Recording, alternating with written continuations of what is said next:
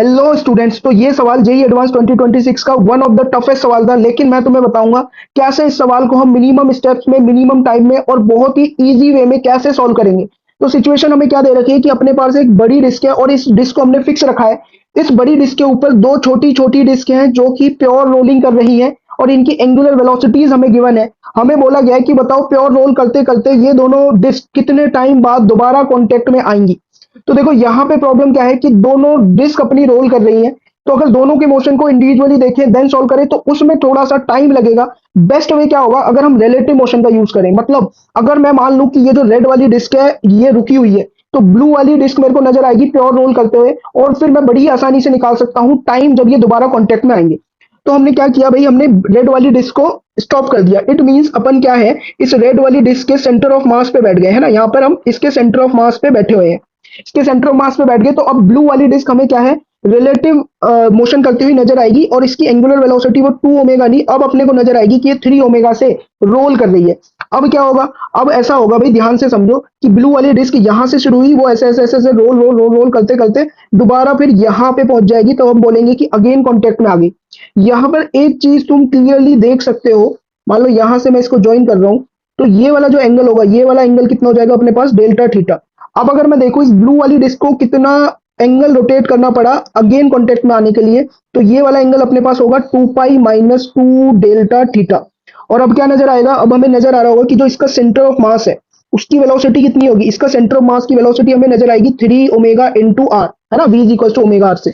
और इस तरह से कुछ इस वाले पाथ में इसका जो सेंटर ऑफ मास है वो मूव करेगा और यहां तक पहुंच जाएगा, तो फिर से कॉन्टेक्ट में आ जाएगा। ओके, तो अगर मैं देखूं कि भाई इसने डिस्टेंस कितना मूव करा, उससे पहले ये समझो हम अप्रोच क्या यूज कर रहे हैं। हम लिख रहे हैं टाइम। टाइम जो रहेगा वो रहेगा अपने पास रिलेटिव डिस्टेंस अपॉन में आ जाएगी अपने पास रिलेटिव वेलोसिटी। तो रिलेटिव डिस्टेंस यहाँ पर क्या है, ये जो आर्क है इस आर्क की जो भी लेंथ होगी, तो इस आर्क की लेंथ क्या होगी, तो भाई इस आर्क की लेंथ के लिए इस आर्क का रेडियस रहेगा अपने पास capital are plus small are.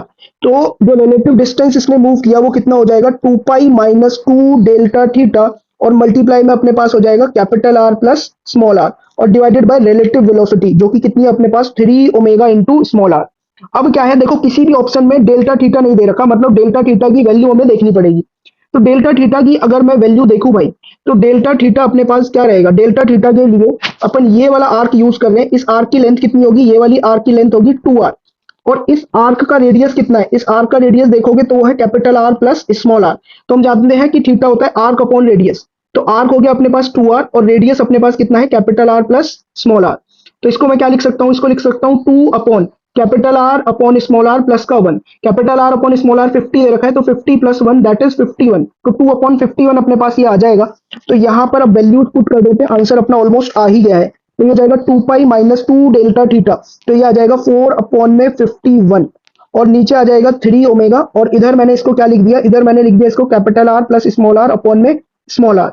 तो देखो अब यहां पर क्या हो जाएगा, इसको भी हम लिख सकते हैं कैपिटल आर अपॉन में स्मॉल आर प्लस का 1। Capital r upon small r है 50, 50 plus 1 that is 51। It means जो अपना आंसर हो जाएगा वो कितना हो जाएगा, ये हो जाएगा 51 इंटू 2 पाई माइनस 4 बाय 51 और होल डिवाइडेड बाय 3 ओमेगा। मतलब कौन सा ऑप्शन मैच कर रहा है, सी ऑप्शन एकदम मैच कर रहा है। मतलब इस क्वेश्चन का सही आंसर होगा ऑप्शन सी। अगर ये सॉल्यूशन तुम्हें पसंद आया है तो भाई इस वीडियो को लाइक करो और चैनल को शेयर एंड सब्सक्राइब जरूर करना।